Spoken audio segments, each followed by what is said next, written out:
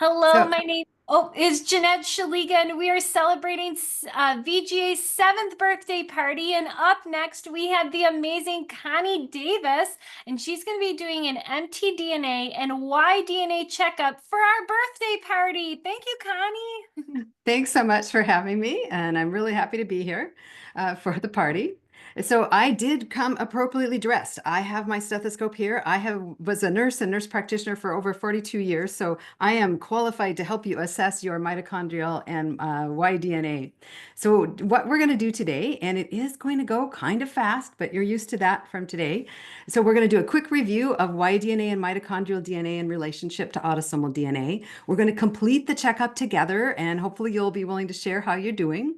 And then I'm going to share with you some unique ways to record your YDNA and mitochondrial DNA testing progress by using the haplogroups, and I'll explain to you what those are. And then we're going to talk about how to find descendants to target test at some of the testing sites. So here we go. We're going to start off with this review. And of course, autosomal DNA is our most popular option. That's the one you do at Ancestry, 23andMe, MyHeritage, and the Family Finder test at Family Tree DNA. And I just want to remind you that you receive DNA from all of your ancestors back to a certain point in time. We know that everybody receives a little bit of DNA from their great-grandparents and almost always from their two times great-grandparents. So most genetic genealogists will tell you that using autosomal DNA is really great for the 6 generations back. So that's back to your three times great-grandparents. You can get back a little further, but you have to work really, really hard. And that's where the specialty DNA tests come in.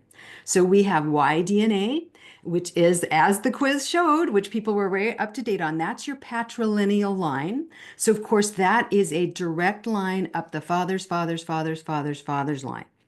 And it's possible to use this for genetic work because of these mutations. But as a reminder, only people who have a Y chromosome can do this test. So if you're like me, you have to find a brother, an uncle, a male cousin to do this for you.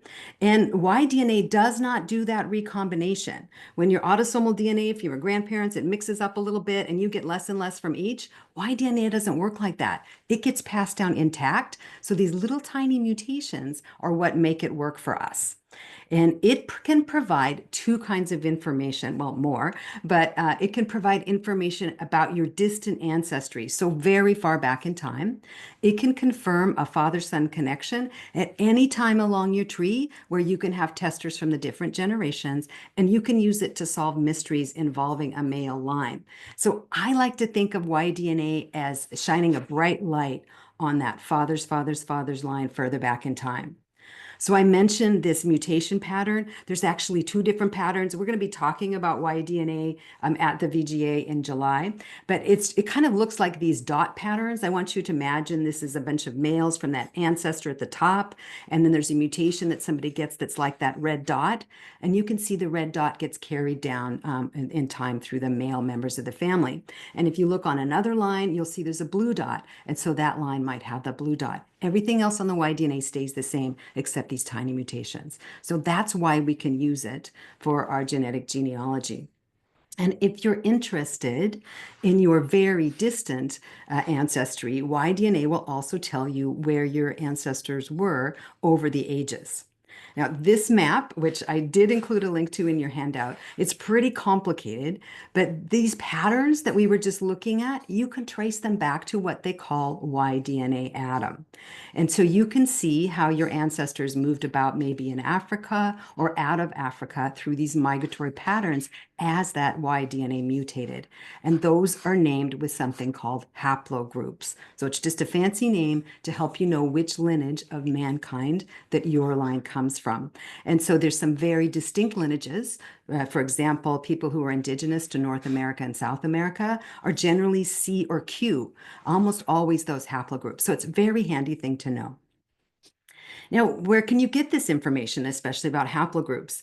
Well, if you test at 23andMe and you're male, they will give you a YDNA haplogroup.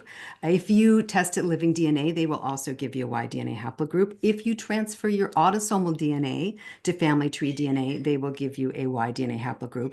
But the best strategy is to do a YDNA test at Family Tree DNA. That is the only website that does both matching and provides you information about your haplogroups. And so that's where you want to test. And many of you may know there are different kinds of YDNA testing. There's different levels. It's actually how much of the YDNA they're looking at. Y37 is a great place to start. And and I have to tell you, we're really lucky for the next couple of days till the 30th April. Family Tree DNA is having amazing sales on their YDNA and mitochondrial DNA, just a happy circumstance from DNA Day. So I have never seen some of these tests as low as they are right now. So go take a look. Y37 is often $99 when it's on sale. You might want to start at that Y111 testing if you have a common surname. Like if you're a Smith or a Jones, you might just want to go ahead and test at that level. There is a test called Big Y700, which tests actually over 800 places on the YDNA. That's the state-of-the-art test. It is pricey. It's usually around $400 when it's on sale. You might do this because you want to know as much as possible, because you have a lot of close matches for science, or if you really want to know how closely related you are to someone else. As more and more people test, the Big Y test is getting more and more useful. The thing about Family Tree DNA is they save your sample, and you can always upgrade. So start at that Y37, make sure you're getting what you think you're getting, from your YDNA test, and then upgrade to the Big Y. So that's YDNA testing. So the other specialty test is mitochondrial DNA. And so it's kind of like the patrilineal line, although now we're talking matrilineal line. It's actually a very different kind of DNA. It's in a different place in your body than where autosomal and YDNA is. It's very, very special. And so it traces your mother's line back in time. Anyone can do this test because all mothers pass it on to all of their children, but only their female children will pass it on to their descendants. This is actually a whole genome test. The current test that is used looks at every bit of your mitochondrial DNA. Like YDNA, it does not recombine. It really can't recombine. It's kind of what runs your cells. You kind of want to keep it intact as possible. But there are mutations, and again, these create patterns. Mitochondrial DNA, just like YDNA, provides information on your deep ancestry. So guess what? There are things called mitochondrial DNA haplogroups, and it can answer certain research questions. It's a little more limited in its use right now, but a lot of that limitation is because not as many people have tested. So again, this test is very special. It's shining a bright light on your mother's mother back into time. And right now, I'm going to show you a very simple mitochondrial DNA haplogroup map.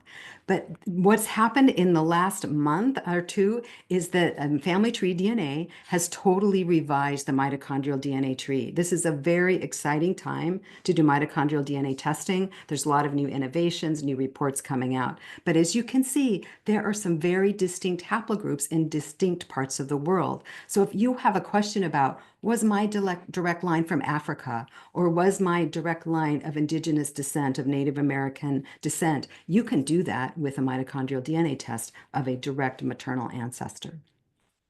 So it's a really good kind of a test if you're trying to figure out which of two women does somebody descend from. And just for the lack of time, I'm not going to give you any examples, but that's one of the best uses of mitochondrial DNA to show that two women were sisters, or that if you came from the descendant from the first wife or the second wife. Now, where can you get this information? Just like the YDNA haplogroup, 23andMe and Living DNA will give it to you if you do a test there, but they won't have match lists for you that are just of your mitochondrial DNA. If you're going to really want to use mitochondrial DNA, you need to do that at Family Tree DNA. And right now, mitochondrial DNA tests are $129. I personally have not seen them that low for, I don't know, forever. So remember, you're getting a whole genome test. There's never going to be a better test for mitochondrial DNA. So go ahead and think about that. Now, if you do these YDNA and mitochondrial DNA tests, I want you to please fill out the information that is in your account settings at Family Tree DNA. I have a plea to you, and it's to complete the information under genealogy that's asking you for your earliest known ancestors. That can be abbreviated EKA. There's a place where you tell family tree DNA, the furthest back on my father's father's father's father's line is this man. The furthest back on my mother's mother's mother's line is this woman. And that information is so helpful to everybody else in the database. So please consider doing that. Now, at this point, you may be saying, well, why should I do this test? In medical science, we only do tests if we're going to get new information. And you may know your family, but as Kelly reminded us, sometimes our family isn't our genetic family isn't who we think it is. So I like to use these tests to validate my tree. I like to help other people who may be searching for their people. And it's a real way to preserve your legacy, have your family documented on these YDNA and mitochondrial DNA haplogroup trees. Okay, so now you know a little bit about those tests. It's time for your checkup. So I'm going to ask you how your YDNA and mitochondrial DNA research is going. And so if you want to, and you have more than one screen, go ahead and pull up a pedigree chart or just, think about your ancestors. And let's think about your YDNA and mitochondrial DNA test coverage. Okay, so, think about starting with your parents and your grandparents, your great grandparents. And I'm going to call people who are thinking about their 2 times great grandparents overachievers on this particular test. So today we're going to just talk about back to our great grandparents. So those 8 people who you descend from. So I'm going to show you my pedigree chart. So there I am towards the edge there. And then you can read the names of my parents. Both of my parents are deceased, so everybody here is deceased. And I want you to think right now, do you have a YDNA tester representing your father's line, if you know them, and your mother's line, if you know them? And if so, you would be 2 out of 2, and that's what you can put in the chat. And I'm going to go ahead and pull up the chat so I can try to watch that at the same time. But are you 2 for 2 in your chat for having both your mother's and your father's line represented? Just let me see how you're doing there. All right, I see some folks are posting. All right, great. Now, if you're a female and a male, if you're anybody, you can always get the mitochondrial DNA, right? Because you can go test it and always get mitochondrial DNA for your mother's mother's mother's line. If you're male, you can easily be 2 for 2. Right? Okay, so a lot of folks are 2 for 2. Awesome. So luckily for me, I'm 2 for 2. Also, I had my brother test because my father passed away young, and my mother did a mitochondrial DNA test before she passed. And I don't have to test myself because I almost 100% of the time would have the same exact as her. All right, thinking about grandparents. So looking back a little bit farther, oh, and remember, you get a check mark for your father. Your grandfather, your paternal grandfather, because if you have your father tested, so go ahead and give yourself credit further back while you're doing this. So think about your 4 grandparents. How are you doing there? Do you have your paternal grandfather and grandmother tested? Do you have your maternal grandfather and mother tested? So that would give you 4 for 4 if you had them all, right? So yeah, and it can be hard to get some of these, Cheryl. So just think back, look at your tree, think about how you're doing here with these, with your grandparents. And if you don't know one of your grandparents, go ahead and change the denominator, numerator and denominator. I have to see if I did that right. So make it be you have 2 out of 3 or something, okay? Great. Yeah, and if they're deceased, then you have to think about, well, where could I find a tester? So I'll help you do that if we get to the next sections here. Yeah, great. Oh, and able to test your grandpa. That's fantastic. All right. So keep thinking about how you're doing here with that and just mental checkup. So I'm really fortunate. I have 4 for 4. I got an uncle to test for me. My maternal uncle tested for me. And then I was able to find a cousin who was able to test for me for my paternal grandmother. So great, good, excellent. Okay, let's go back a generation. And remember to give yourself credit for those other generations that you found because your testing is going to go back in time. So think about your 8 great grandparents. So any of you who have the ability to look at your trees right now, how are you doing with getting any of your great grandparents' mitochondrial DNA and YDNA documented? All right. So that would be the couples back further in time. These are the ones you also got autosomal DNA from.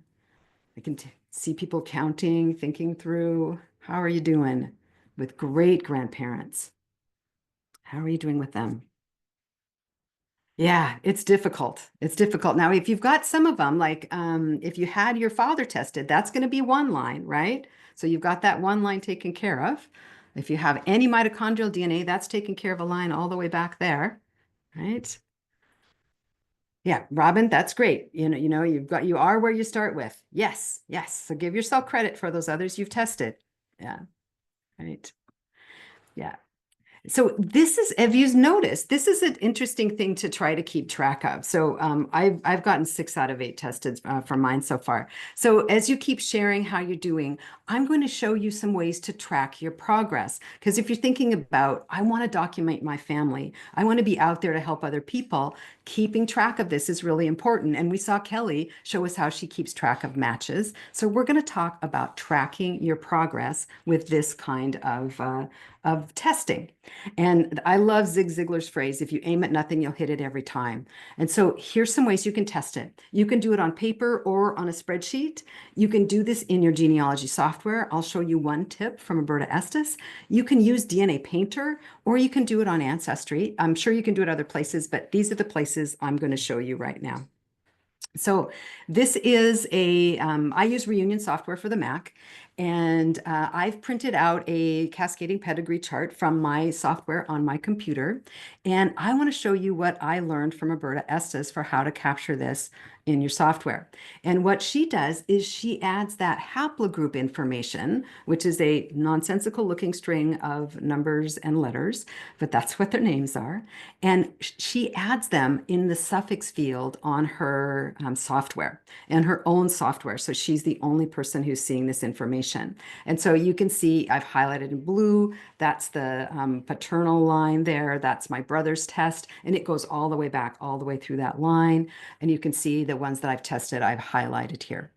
And you can see I have a blank here where I don't have a YDNA tester for this ancestor. And down here, I don't have the YDNA tester for my mitochondrial DNA for my great grandmother. And so this is one way you could keep track and have that visual reminder of whether or not you have a mitochondrial DNA or YDNA tester. Now there's another way to do this is on DNA Painter. And if you've not poked around on the DNA Painter website, Johnny Pearl has so much more there than the Shared Centimorgan Project or even chromosome mapping. Now, let me show you how you can record your mitochondrial DNA and YDNA on the DNA Painter website. And you can do one of these ancestral trees for free on his website. So you click here on the ancestral trees. And when you're on there, you can see I have a tree already on there. You can actually upload a GEDCOM, so that special file from your software, onto DNA Painter. And so I'm going to click on the first tree there. That's my tree. And this is the way the trees look on DNA Painter. And you have some options here for how you colorize them. But did you notice something right here? At my father. I know it's a little bit small, but what I want to tell you is that in the blue letters, that is the YDNA haplogroup of my brother's test. So that populates all the way back on this paternal line. And that mitochondrial haplogroup, that's my paternal grandmother's mitochondrial DNA haplogroup, which she gave to my father. So they're both there because, of course, being a male, my dad had both a YDNA and a mitochondrial DNA haplogroup. And by me, you see only the mitochondrial DNA haplogroup because that's what I have. So it's really a great way to keep track because you will see them everywhere on this chart.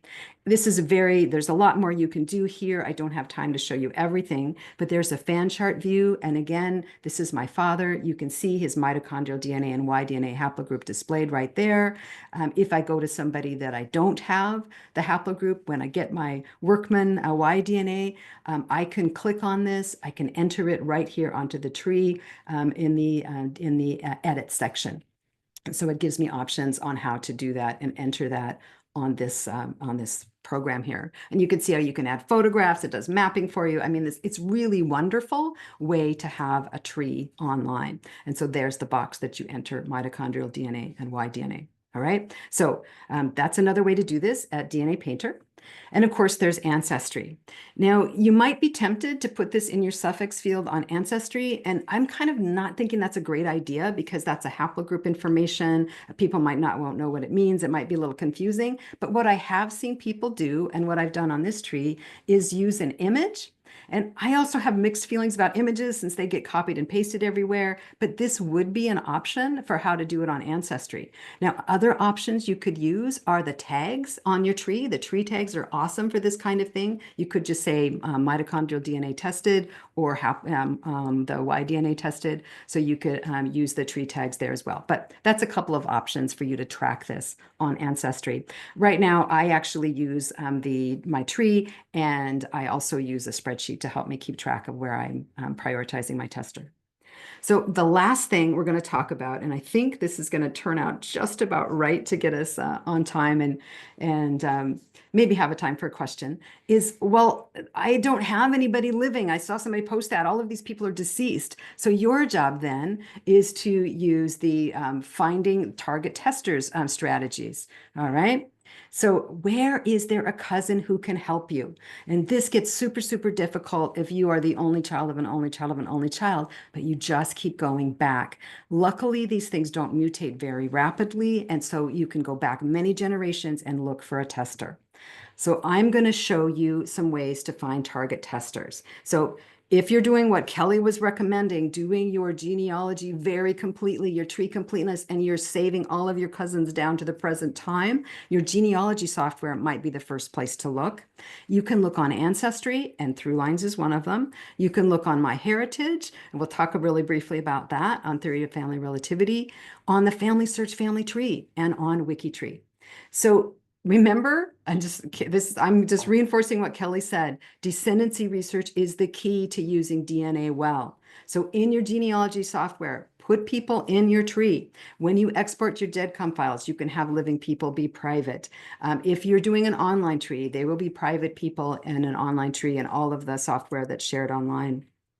Remember to track all of the siblings of your ancestors and all of their descendants. Those are the people who are going to show up in your match list. All right, so here's Ancestry, and my Ancestry may look a little different than yours. I actually use some tools on Ancestry to change the contrast level here for me, but here's a through line, and you were looking at Kelly's through lines earlier. I love the list view on through lines. We have a mystery with this family. A gazillion trees say that my great-great-great-grandmother, Sarah Ann Cole's maiden name was McKinney, and the McKinney that they are linking her to is a woman who died 3 years before my great-great-grandmother did. And so, I'm fighting that constant battle where these trees just keep getting duplicated. So what we're doing now is trying to find a mitochondrial DNA tester so that we can compare that to the McKinney family to help people maybe begin to understand that these were two different women named Sarah who married two different men named William Cole. So I am looking for a mitochondrial DNA tester for this great-great-great-great-grandmother. And I see that she had a daughter named Candace. And all the rest are sons listed here. I know she had another daughter, didn't have a lot of children. So Candace Cole is somebody I can look at. And by looking here, I'm looking for a line that is woman to woman to woman. So I go through all of these matches. This is a southern US line, until I find this tester. When I look at her tree in the relationship view, look at that. I see those green profiles that are women all the way down between her and my 4 times great-grandmother. Okay, so that's what I'm looking for, that maternal line. So I reached out to this woman. I sent her a message. I explained to her what I was doing, and she agreed to take a mitochondrial DNA test for me, and it is in process right now. So I'm really excited to be able to do this testing and maybe start to sort that out and have other people understand that there's just a same name confusion of two commonly named couples.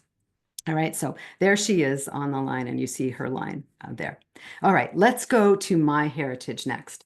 So MyHeritage has the theory of family relativity, which is very similar to ancestry trees, although it is different because it actually incorporates DNA into it in a different way, and it also uses documentation. So it's not just trees. Sometimes there are documents showing relationships. So here I am on MyHeritage, and I'm showing you one of my matches, MM, who I've privatized here. So we're going to pay attention to MM, and you can see there that she has a tree, And you can see also that there is a theory of family relativity for her in that text there underneath her name. So they're saying, we think we know how she fits with you. So I'm going to click on that theory, view the theory. I love that they call it a theory because they're telling you we don't know for sure. We think this is it. And this is what I get to evaluate. And I can actually tell them whether or not I think this is right. And I can see my tree over there on the left, and this matches tree is over on the right. And guess what? My 2 times great grandparents are also her 2 times great grandparents. So these are actually the same people. And I can verify that, I can check that. And now, moving on to family search, because I want us to have enough time to keep on time as well as possible. I love using family search for finding descendants, especially for mitochondrial DNA or YDNA. I realize I haven't shown you any YDNA examples, but it's the same thing, just different line. And I'm stuck on this Sarah Ann, because you see in family search, my ancestors actually called Sarah Ann McKinney, which is the name of somebody who died 3 years before my grandmother did. That is not actually her death date there. She is in the 1880 census, my grandmother. And so this is a difficult one. And there's also a message here that tells you not to mess with this tree because they know they're right. But that means I have the opportunity to build a better case to help people understand that information. So it's an opportunity for me. So when you're on the family search family tree, you want to view this tree here, and then you want to view it in the descendancy view. So there's different views here. So I've clicked on descendancy, and I'm going to do the same thing. I'm looking for that Candace Cole, because I know she had this daughter, and I'm going to follow down these daughters. There's Drusilla, and I'm going to see, is there some line of daughters all the way down? Well, here's Rhoda, and if I follow Rhoda's line down, I can see these are 2 daughters of hers. So then I might need to do the research on the next generations down and see if those 2 daughters had daughters, which they did, which would eventually lead me to my tester. The last place I want to show you for where to look for potential testers, target testers for you, is at Wikitree. I love Wikitree. I'm an avid Wikitreer. It's a free one-world tree. Anyone can view it, and anybody who edits it has signed an honor code for Wikigenealogists. And you can read more about that on the Wikitree website. Being on Wikitree, I'm out there with my name on profiles that I'm descendant from these people or that I'm linked to some of these people. And one day, I got an email from a distant cousin I didn't know I had. And I haven't privatized the info here except his email because he has chosen to have his public information on Wikitree. So I checked out this cousin's tree by clicking here on this little link that says he was on this profile page when he messaged me. He saw my name on a profile page. This is my ancestor, Stilson Hilton, and you can see that I am the profile manager over there towards the right in the little gray box. And he was on this tree and he messaged me and he said, "Hey, how are you related to this person?" Now let's look at his email a little more carefully. Oops, more carefully. This cousin's name, his last name is Hilton. Okay, so I go to his Wikitree profile because he's chosen to be public on Wikitree, and I see his name is Jack Hilton. And then, because it's Wikitree, I can go up here to this menu, and we're both on Wikitree. We're both Wikigenealogists. I can look at this connection to me, which opens a page, and I can fill in our information, and I see that he and I are 13 degrees apart, which doesn't mean a lot to me, other than I can immediately see that all of these boxes are green. On Wikitree, when you use the connection finder, all green boxes means you're a blood relative. If this had been a relationship by marriage, it would have switched to yellow boxes at some point. But I have a way I like to see this better. This is the generational path. So this is an alternative view. And so by looking at this, I'm seeing his line. There's Jack over there to the left, to his father, Wendell, to Lehman, on down to Samuel Hilton, where there's a connection to Samuel Hilton. My match's father was brother to my ancestor, Jacob. So we are both direct line Hiltons. I didn't have a Hilton YDNA tester. So having this person message me out of the blue from the Stilson Hilton profile, I emailed him back and I said, hey, have you ever done any DNA testing? And he hadn't. I asked him to do DNA testing and he willingly did that. Now I want to show you one more thing on WikiTree. Well, maybe two if I can squeeze them in really quick. If you go to the descendants view, it's the same exact thing as on Family Search. You can search down these lines. When you get to these little arrows, it means there's more descendants. You can always find descendants here, especially even down to members in the current day. When you are on your ancestors page, if people have done DNA testing and voluntarily told WikiTree that they have done DNA testing, no DNA is at WikiTree, people just say, hey, I've done DNA testing at Ancestry, their name will show up right next to your ancestor's name and on their profile. I have found many useful matches this way. So in summary, what I'd like you to do is use the results of your checkup to create a YDNA and mitochondrial DNA testing plan. Buy those kits when they're on sale. If you have a little extra money right now, go ahead and buy them, keep them, and reach out to those testers and track your efforts. The more people who do these tests, the more we can all learn. So thanks so much for being here today.